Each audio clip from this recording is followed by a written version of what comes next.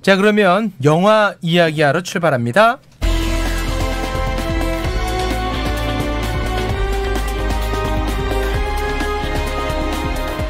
라이너 김형옥의 시네마 지옥!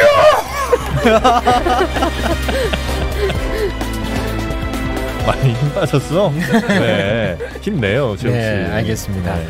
자, 오늘 새로운 조합입니다. 먼저 유튜브 사업가 라이너님 어서 오십시오. 네, 안녕하세요, 라이너입니다. 네, 반갑습니다. 그리고 오늘 전찬일 평론가께서 네. 자리를 비웠어요. 오.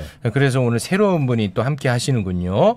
이분은 영화 제작사 대표님인 것 같아요. 부자인가 보네요. 네. 김형옥님 어서 오십시오. 네, 안녕하세요. 브로콜리 픽처스의 김형옥입니다. 반갑습니다. 네, 반갑습니다. 네. 브로콜리 픽처스가 뭐 하는 데입니까? 영화 제작사인데요. 네, 제가 브로콜리 못 먹습니다. 네. 네, 근데 인도 여행 갔다가 한 달 내내 좋아하는 음식을 먹었는데 그게 이제 브로콜리로 고기로 만든 음식이라고 생각했는데 알고 봤더니 그 재료가 브로콜리였어요. 그래서 뭔가 고정관념을 깨는 영화를 만들고 싶다 해서 브로콜리 픽처스라고 했습니다. 영화를 만드는 분이군요. 네네, 그렇습니다. 대표님. 네네. 일종의 해골물 같은 그런 느낌이군요. 그렇죠. 역시 센스가 좋으시네요. 네.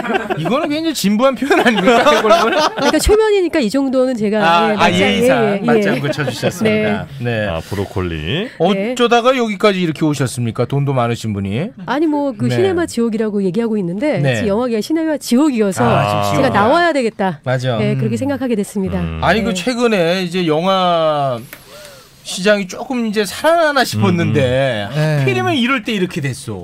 맞죠? 네, 지금 코로나 정말 그 정광훈 목사님 덕분에 정말 난리가 났죠. 이게 왜냐면 진짜 다만 악에서 구하소서가 그래도 400만 가까이. 와, 이 와중에 대단하네요. 되면서 이제 살아나는구나. 이제 살아난다. 그럼 나 유튜브 사업가도 이제 한복 잡겠구나. 그래서 GV 일정이요. 제 GV 일정이 개인적으로 잡혀 있었습니다. 다음 주부터 매주 잡혀 있었는데 지금 싹 날라갔죠. 싹 날라갔고 그리고 또 제가 이번 17일에 개인적으로 스튜디오를 오픈했어요. 이런 일이 생길 줄 모르고 이러면 이제 파산으로 가는 건데 테이프 커팅하고 그랬는데 목사님 덕분에 제가 망하게 생겼습니다. 테이프 커팅하고 목숨 커팅 됩니다. 이거 큰일입니다 지금. 제 인생이 테이프처럼 된 것 같습니다. 큰일 났네. 상황이 많이 안 좋습니다. 특히나 유튜브 사업가보다는 오히려 이분은 더 심해요. 영화 제작하시는 분들은 지금 아예 제작 같은 것도 다 취소해요. 어떻게 돼요? 눈물 흘리고 있는데요. 저희 작품은 이제 개봉이 원래는 5월달이었어요. 그래서 지난주 화요일날 용산 CGV에서 모니터 시사회가 잡혀 있었는데 시사회 갈 준비를 딱 하고 저희가 이제 준비하고 있었는데 한 몇 시간 전에 연락이 온 거예요. CGV에 코로나 확진자가 다녀갔다. 그래서 모니터 시사회가 취소가 되고 돈은 돈대로 나가고 모니터 시사회는 못하고 왜냐하면 50인 이상 모이는 것을 이제 정부가 금지했기 때문에 그래서 지금 시사회도 못하고 이러고 있습니다. 돈 안 돌려줘요? CGV가? CGV는 돌려주는데 모니터 시사회 오시는 분들은 실은 돈을 드리고 오시는 분이시기 때문에 그 돈은 다 나가야 됩니다. 진짜 이건 너무 심각합니다. 근데 무슨 작품이 뭐였어요? 그래서 소리도 없이라고요. 유아인 유재명 주인공인 작품입니다. 유아인 봤어요 그러면? 아니 왜? 아니 대표라고 그래도 보지는 못해. 그 질문 좋잖아. 왜? 못 봤지. 유아인. 가까이서 봤죠. 아이나 이렇게 부릅니까? 아이씨, 아이배우님 이렇게 부르죠. 아이배우님. 그 제작사 대표랑 이렇게 슈퍼스타들의 관계는 어떻습니까? 일단 아무래도 작품을 들어가게 되면은 현장에 자주 나가기 때문에 촬영 끝나고 술도 한잔 마시기도 하고. 그래요? 촬영 중간에 얘기를 많이 나눈 편이고요. 유아인 씨 같은 경우는 얘기를 굉장히 좋아해서 말이 많다. 말이 많은 게 아니라 뒤에서 피난다 아이나. 너 인기 떨어지면 너에게 안 들어줘. 아니요 그게 아니고 워낙 이제 다방면에 굉장히 많은 지식들을 갖고 있어서 저랑 영화 외의 이야기들을 굉장히 많이 재밌게 나눴어요. 유아인 씨가 똑똑합니까? 굉장히 똑똑해서 놀랐습니다. 겉멋 아니야? 겉멋인 줄 알았거든요. 책 한 권 읽은 거 아니에요? 그거 아니고 제가 요즘에 제일 좋아하는 소설 같은 거 이런 거 얘기하면은 이미 다 알고 있고 트렌드를 다 이제 알고 있고 특히 이제 예술에 대해서는 굉장히 조예가 깊어서 저도 이제 미학을 전공하고 그 친구도 예술을 전공했기 때문에 두 사람이 요즘에 예술 사조라든지 요즘에 소설 트렌드라든지 이런 것들을 얘기를 많이 했습니다. 혹시 자주 이제 뵙게 되잖아요. 네네. 그런 것도 캐스팅할 때 염두를 합니까? 그러니까 예를 들면 정말 작품을 위한 배우가 A라는 사람이 있는데 네. B는 제작사 대표가 너무 좋아해. 근데 사실 작품에는 아주 꼭 100% 맞는 캐스팅은 아니지만 네. 그래도 대표가 너무 좋아하니까. 네. 근데 대표도 결국은 작품이 잘 돼야 되니까 그런 그렇죠. 고집 피는 대표는 없지. 아마 있을 수도 있을 것 같은데요. 아, 있어요? 근데 문제는 저희가 이제 많은 분들은 이제 시나리오가 있고 감독이 있잖아요. 네. 그럼 배우까지 캐스팅을 해야지만 저희가 투자를 받습니다. 그 제작사 대표가 배우까지 완료가 돼야. 예. 제작사 대표가 제일 중요한 거는 메인 투자를 받는 거예요. 네. 메인 투자를 받기 위해서는 이제 시나리오가 약간 부족하더라도 센 배우를 붙이게 되면 투자를 받게 되게 유리하기 때문에 친한 배우분보다는 그렇지. 아무래도 티켓 파워가 있거나 이제 투자자가 좀 선호하는 배우들을 저희가 이제 주로 이제 접촉을 많이 합니다. 네. 유한 씨 정도면 굉장히 선호하는. 당연하죠. 묻지도 않고 바로 투자. 그건 아니고요. 예, 저희 이제 시나리오 독특한데 네. 그 어떤 주인공하고 너무나 잘 맞아 떨어지는 이미지이기 때문에 그런 범위에선 정말 1순위, 0순위의 캐스팅이었는데 시나리오 주자마자 바로 하시겠다고 하셔서 정말 너무 감사하고 고맙습니다. 네. 그래요? 네. 유아인한테 아주 그냥 쩔쩔매시네. 그 사람 때문에 돈 받은 거야. 쩔쩔맨다기보다는 네. 좋아한다. 좋아한다. 이렇게 이제 표현해 주시는 게 이제 좋지 않을까 싶습니다. 네. 뭐 예술적 감각은 아주 네. 뛰어난 것 같은데 유아인 씨가. 네, 그렇죠. 인성은 어때요? 인성. 그러니까 대표부터 막내까지 똑같이 대하세요. 유한 씨가. 그래서 현장에는 모든 대표한테도 스태프들이 반말 막 하고. 전곡을 이제 찌르셨는데요. 네. 아인 씨가 이제 사람이 이제 좋으니까 이렇게 존댓말도 그렇잖아 이렇게 얘기도 하기도 하고 막 이러거든요. 그러니까 되게 이제 저희 현장에서는 다른 현장은 어땠는지 모르겠지만 대표부터 막내까지 똑같이 대했고 촬영 마지막 날 정말 모든 스태프들이 줄 서가지고 사인 받으려고 네, 다 줄 서 있었습니다. 네, 그만큼 가까이 있었음에도 불구하고 더 반짝이는 별 같은 배우. 네. 직함 같은 거 따로 안 부르고 대표부터 막내까지 다 야 이렇게 하고. 아니 그러진 않고요. 일반대. 그럼 욕하기 애매해. 보통 이제 인성을 공격할 때는 그 강자한테는 약한데 약자한테 강할 때 욕 많이 먹거든. 그러니까 욕할 게 별로 없더라고요. 애석하게도. 네. 이러다가 이 영화 잘 안 되면 다 유아인 욕한다고. 아니요, 그렇지 않습니다. 그리고 또 이제 유재명 배우님도 계셨는데 유재명 배우님은 이제 저녁에 반주하시는 걸 굉장히 좋아하셨어요. 근데 요즘에 현장에서 술을 잘 안 먹습니다. 옛날에는 이제 영화 하면서 현장에서 술을 많이 먹었는데 요즘에는 뭐 영화 촬영 중간에 술 먹자고 하면은 대표가 얘기를 해도 아무도 안 와요. 예. 그런데 그분은 이제 굉장히 소탈하고 굉장히 이제 여러분이 응팔 아시죠? 응팔의 그 동룡이 아빠로 나왔던 거 기억하세요? 네네, 맞아요. 예, 그 동룡이 아빠하고 실제 모습하고 굉장히 유사하세요. 그래요? 예. 그 유아인 씨랑 같이 약주하시면 네. 유아인 씨하고는 약주한 적 없고요. 유재명 배우님하고는. 예. 유아인 씨랑 같이 하여튼 대화하시면 네. 두 분 다 말이 너무 많아갖고 네, 쉬기가 쉽진 않겠어. 그래서 둘 다 내가 한 얘기는 기억하는데 상대가 한 얘기는 기억을 못해. 빈틈 찾기가 너무 힘들 것 같다. 네, 그래서 저희 직원들한테 말이 너무 많다. 말이 그런 많으시네. 지적을 참 많이 받습니다. 네. 알겠습니다. 그래서 아무튼 지금 영화 지금 시장이 매우 어렵다라는 그렇죠. 거 네. 굉장히 심각한 수준인 것 같고요. 그리고 그 영화계의 그 제작 환경이 요즘 뭐 변화가 있다 이런 걸 꼭 오늘 얘기하고 싶다고요? 그럼요. 제가 이제 영화를 시작한 지가 2000년도였는데 그때는 어떤 일들이 많았었냐면은 2000년에 시작했는데 지금 몇 년도입니까? 2020년. 근데 제가 제작을 이 소리도 없이가 첫 번째 작품이에요. 그럼 20년 동안 저는 제작을 한 번도 못하고 지금 이제 제작을 하게 된 거였는데 계속 프로듀싱과 제작을 준비를 했었죠. 그러니까 그만큼 2000년도부터 2015년도 정도까지는 여자들이 제작을 하기 참 어려운 환경이었어요. 제작에 여성이 들어가는 게 힘들었어요? 네, 힘들었습니다. 그리고 2018년도에는 그 10억 이상의 영화, 그리고 100개 이상의 개봉관에 걸린 영화 중에서 여성 제작자가 10명밖에 없습니다. 네, 그만큼 영화계에 굉장히 많은 여성 인력이 들어왔음에도 불구하고 여성 감독이나 제작자는 아직 숫자가 되게 적은 편이고요. 그리고 이제 2000년대는 어떤 분위기였냐면은 저는 이제 참고로 술, 담배를 못 합니다. 근데 그때는 술과 담배와 룸사롱을 못 하면은 투자 받는 게 굉장히 어려운 시절이 있었어요. 그래서 저도 이제 태어나서 처음으로 룸사롱을 2000년대 가봤어요. 네. 이렇게 저 분명히 영화 회의한다고 열심히 회의하고 있었고 저는 뭘 할 때마다 말도 많지만 자료 준비 준비도 엄청 많이 하거든요. 네, 그래서 자료 준비해가지고 회의하고 있는데 11시쯤 됐는데 남자들이 눈빛이 달라지는 거예요. 저 빼놓고 뭐지? 내 느낌이 딱 오는 거예요.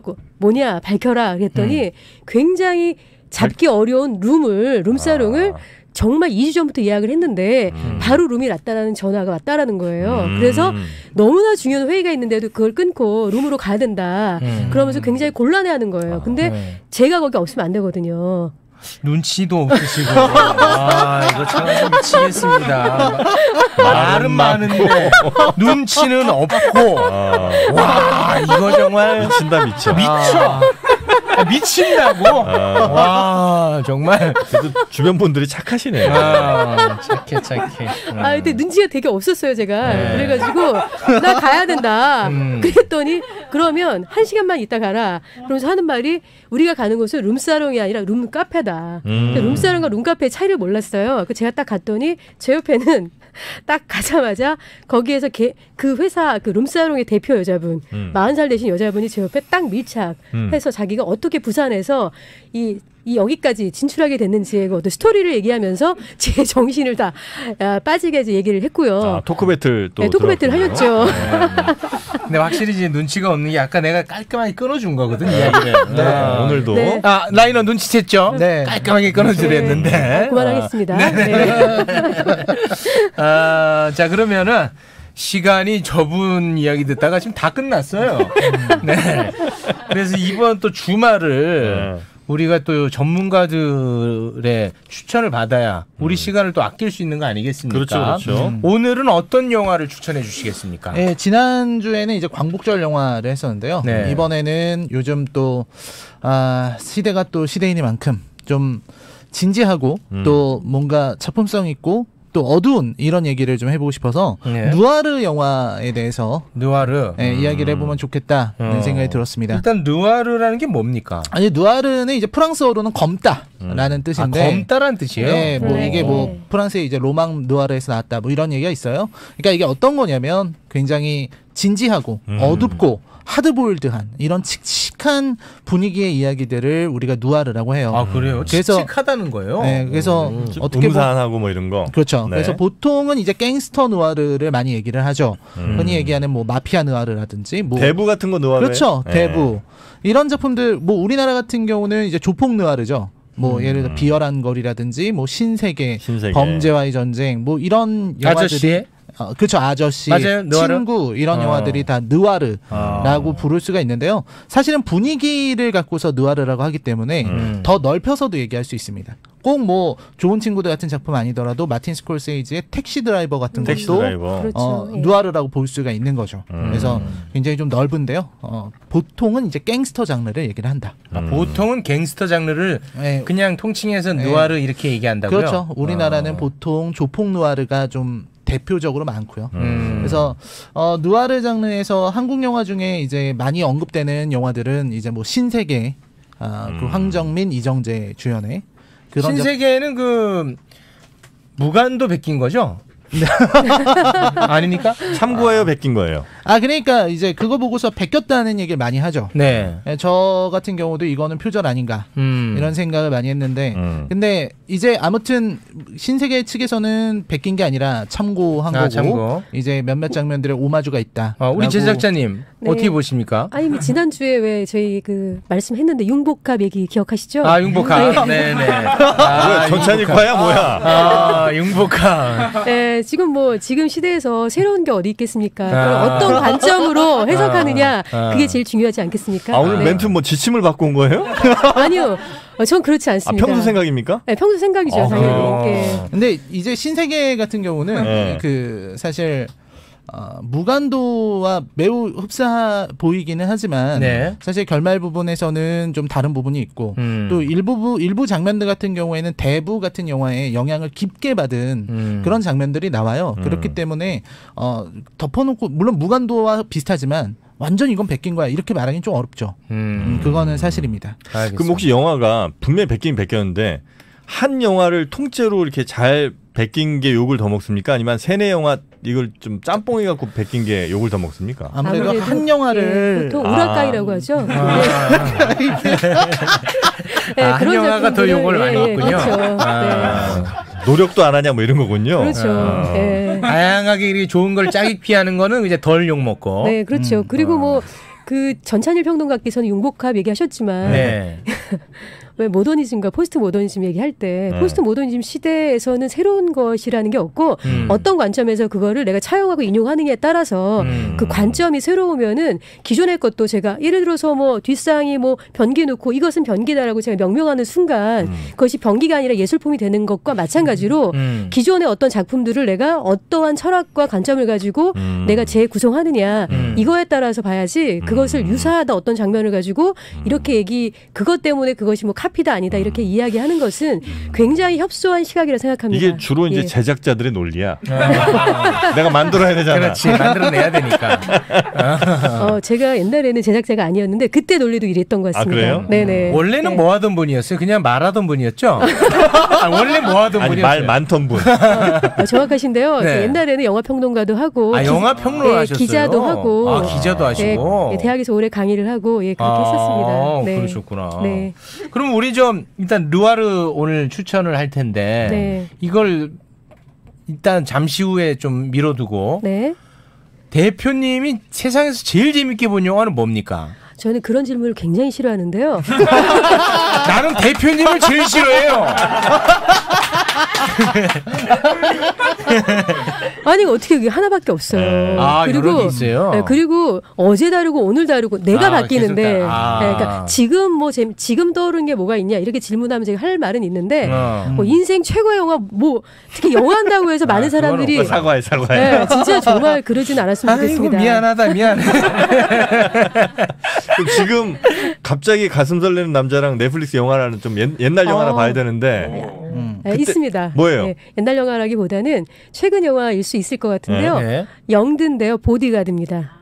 보디가드를 보시기 시작하면 처음에는 이게 격정 멜론인지 알고 실은 봤어요. 제가 처음에는 이거 멜론이라고 봤는데 이게 이제 회를 거듭할수록 정치 드라마예요. 그 미스터리 스릴러 구조를 띠고 있고 영국 드라마예요? 영드고 굉장히 짜임새가 높고 한번 보시면 1화를 보면 끝까지 시즌 1을 다 볼 수밖에 없는 미쳐요? 그렇습니다. 다들 그 보디가드 재밌다고? 명작입니다. 우리 대표님 지금까지 한 말에 동의하는 건 지금 처음이야. 재밌대. 감사합니다. 보디가드 재밌다. 마침 말도 좀 짧았고. 근데 사실 이제 질문은 이제 영화인데 저 드라마로 답해가지고 조금 이상하긴 하네요. 자, 그러면 르와르 오늘 추천 우리 대표님부터 한번 가볼까요? 저는 액시던트란 영화인데요. 액시던트? 저는 이제 실은 작가님한테 되게 미안했는데 처음에 세븐을 얘기했더니 안 된다. 너무 많이 한다. 세븐, 대부 이런 건 누구나 다 알고 있다. 너무 흔해. 그래서 제가 사람들이 모르는 영화 중에서 재밌을 만한 게 뭐가 있을까. 그래서 어제 저녁부터 오늘 오기 2시까지 계속 찾았어요. 그리고 원래는 제가 이 인썸니아를 하겠다고 이제 어제 밤 12시에 얘기했다가 제가 이제 오늘 1시에 다시 아니다. 액시던트로 가겠다라고 얘기할 정도로 재밌겠네.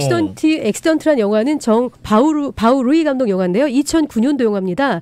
이거를 제작한 사람이 두기봉 감독인데요. 두기봉 감독은 한국 사람이에요? 두기봉 감독 홍콩 감독이에요. 홍콩이야. 두기봉 씨. 죄송합니다. 기봉이 기봉이 이런 영화도 있기 때문에 헷갈릴 수 있는데. 신어요.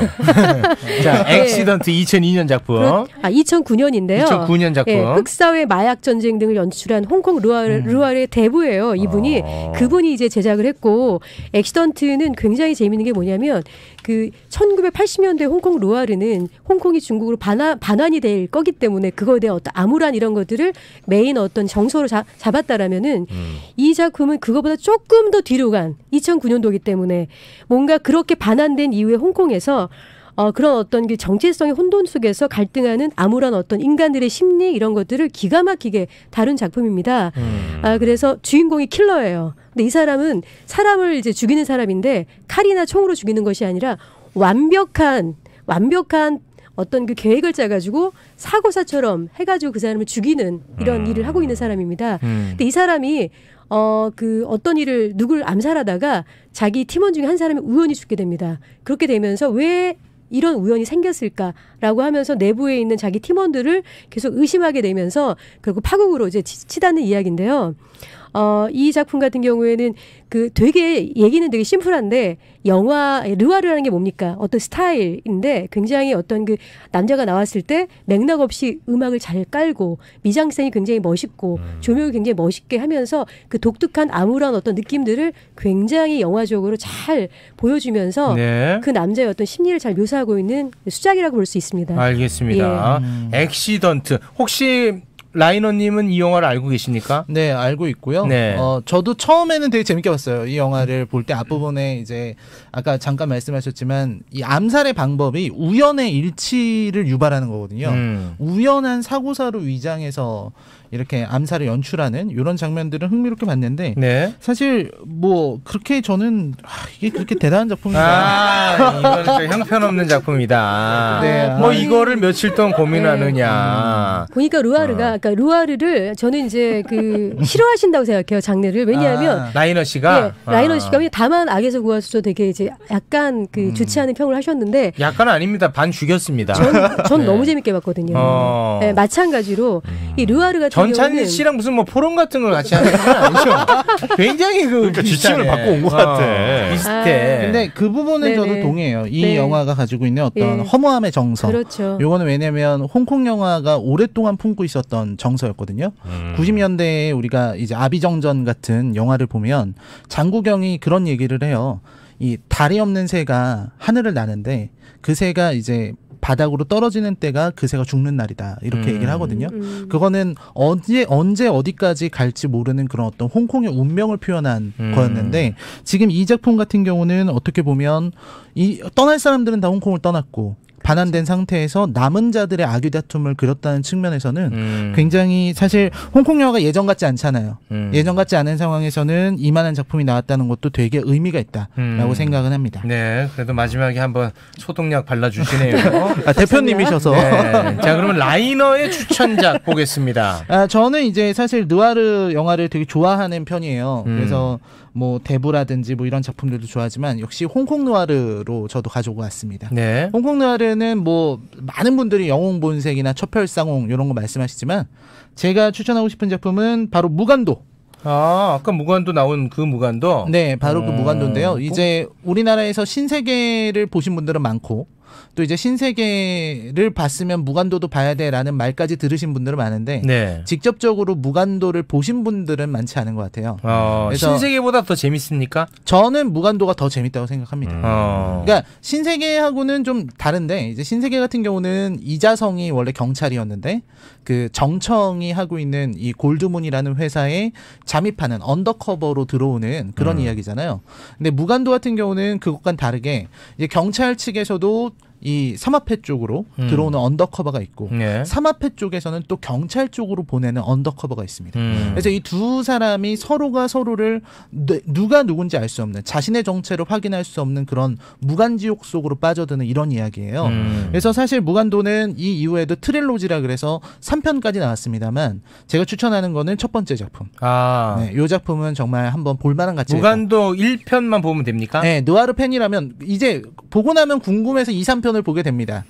어쩔 수 없는데 근데 1편의 완성도는 매우 뛰어나다라고 저는 생각을 해요. 알겠습니다.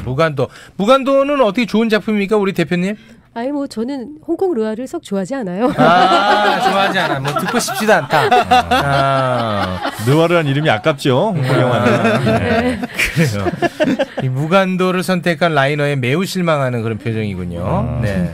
우리 저 정영진 씨 짧게 르와르. 그게 추천해 주시죠. 그 느와르에 대한 사실 정의가 제가 좀 약해갖고 네. 예를 들면 셔터 아일랜드 이건 느와르는 아니죠? 저는 셔터 아일랜드도 느와르를 볼 수 있을 그렇죠. 것 같아요. 그래요? 네. 이게 스타일이기 때문에. 느와르는요 어떻게 그러면? 왜냐 장르 장르 구분이 애매하네요. 그러니까 약간 좀 어둡고 로우키. 예. 그러면 저는 그러면 그걸로 하겠습니다. 셔터 아일랜드. 뭐 어떤 영화입니까? 그 이제 가게 셔터를 닫았.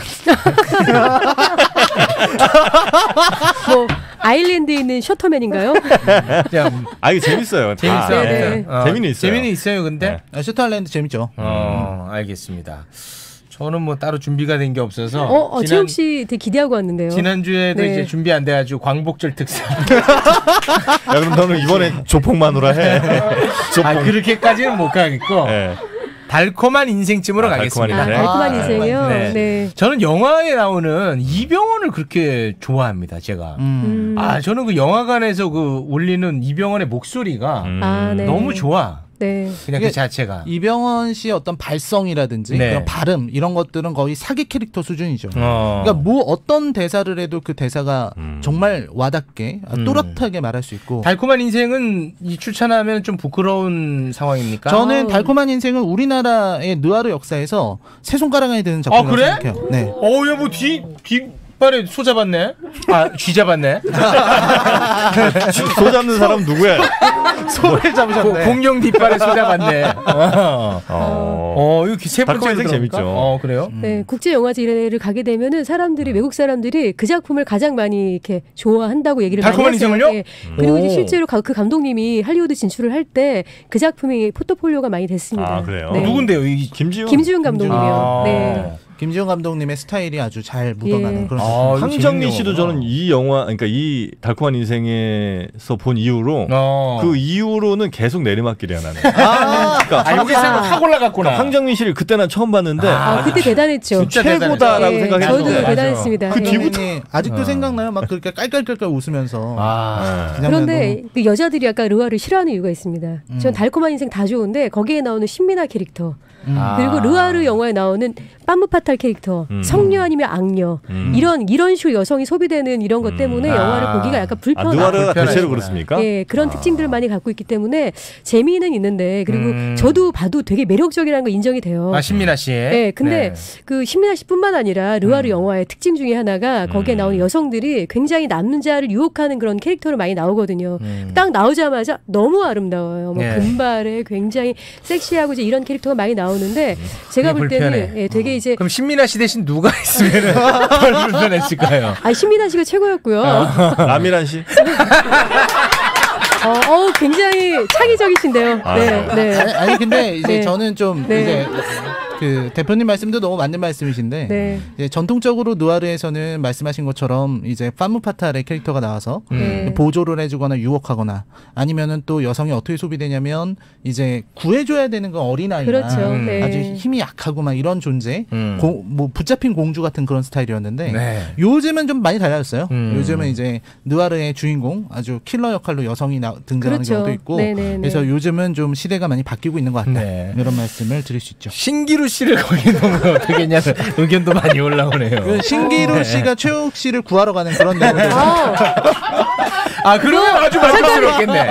혹시 나오실 의사 있어요? 저는 뭐 언제든지. 아니 이건 영화라기보다는 웹드라마 스타일로 약간 B급으로 웹드라마로 풀면 이거 시장 있습니다. 제가 볼 때는. 코로나 시대에 투자를 받을 수 있을까요? OTT 플랫폼으로 가야죠. OTT. 네네. 아니 그 선생님도 그러면은 그 지금 이렇게 소비되는 거에 대해서 굉장히 또 안 좋아하시네 거기에. 아니죠. 왜 신기루 씨가 뭐가 어때서요? 자기의 목소리가 명확하게. 근데 왜 영화 시장에서 안 봤는데? 그거요? 저기 제가 안 받는 게 아니에요. 처음으로 말문이 막히셨어요. 제가 이렇게 재밌게 쳐주고 싶은데 뭐 제가 안 받는 게 아니라 투자자가 안 받기 때문에 못하는 거고요. 전 하고 싶습니다. 알겠습니다. 달콤한 인생 나쁘지 않은 반응들을 보여주셔가지고 너무 고맙습니다. 그리고 제가 아까 말을 되게 재미없겠는데 액시던트는 굉장히 재밌는 영화예요. 그만해 액시던트. 네, 알았어요. 누가 재미없대요. 꼭 보시면 후회하지 않을 겁니다. 진짜죠. 왜냐하면 이게 굉장히 중요한 게 누군가 시간을 뺏는 행위이기 때문에 정말 심혈을 기울여 추천해야 됩니다. 그렇죠. 자, 그러면 라이너의 추천작 무간도, 김형옥 대표님의 추천작 액시던트, 정영진은 셔터 아일랜드, 최욱은 달콤한 인생, 이렇게 정리하겠습니다. 네. 자, 오늘은 요 정도로 마무리를 짓겠습니다. 오늘 하실 말씀은 다 하신 거죠? 저요? 저 말씀하시는 거죠? 아닙니다. 제가 잘못 여쭤본 거예요. 우리 함께 해주신 우리 김영옥 대표님 그리고 라이너님 그만해. 두 분 대단히 고맙습니다. 네, 감사합니다. 네, 고맙습니다. 자, 저희는요 주말 지나고 화요일 오후 2시에 진짜 생방으로 찾아뵙도록 하겠습니다. 함께 해주신 여러분 고맙습니다.